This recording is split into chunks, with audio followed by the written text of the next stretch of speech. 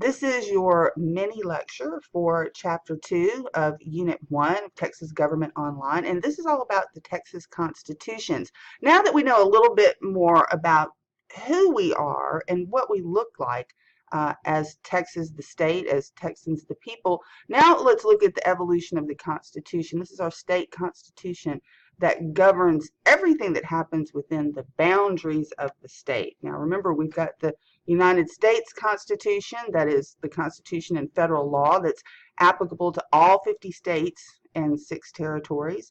And then each state gets to have its own constitution so that it can cater to the needs, the culture, the economy of its residents. So the evolution of the Texas Constitution is quite interesting. We've operated under 7. We start off with Coahuila y Tejas, which was an agreement we had with the ruling powers of Mexico at the time. And what makes this particular agreement so interesting is that Europe had already banned slavery. So at our very beginnings, there was no slavery in Texas. It was not a part of our culture. It was something that we didn't need, wanted nothing to do with. It wasn't until we developed later on into the Republic of Texas that slavery permeated into the boundaries of the state over into East Texas.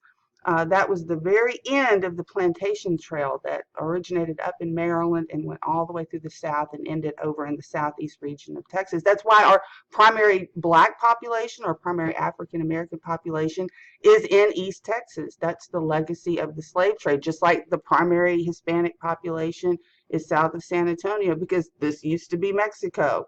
So there's a reason why populations exist. Again, the same thing that makes us very, very cool, our size, is the same thing that makes us very difficult to govern.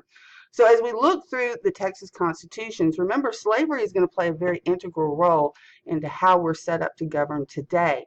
You're going to want to take a specific look at the Reconstruction Constitution. You know, Texas did join the Union as a slave state. Eventually, even though slavery was not a part of our culture, and you'll see why as you read the text. And that was a very fateful decision, because when the South seceded from the Union, we joined along with them. When the South lost, in order for us to rejoin the Union, we had to be under a period known as Reconstruction for 13 years. This is when the federal government took control of all the former Confederate states.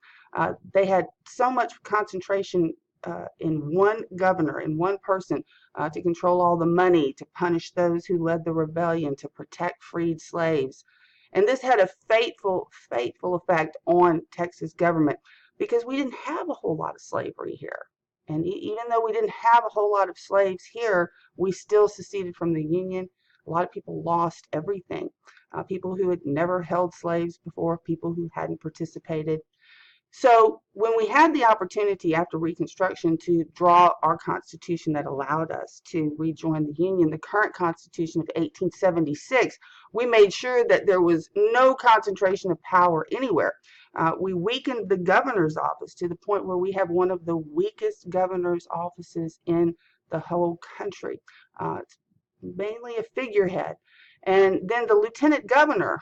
The lieutenant governor has more responsibility as the presiding officer over the Senate. We set up what's called the plural executive, plural, more than one executive bosses.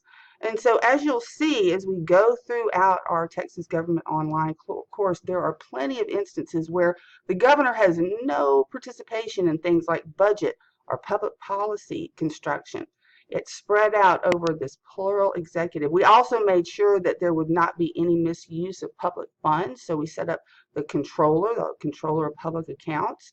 We also made sure that we weren't going to get in financial trouble. So we are constitutionally obligated to have a balanced budget, meaning all we bring in is all we have to spend.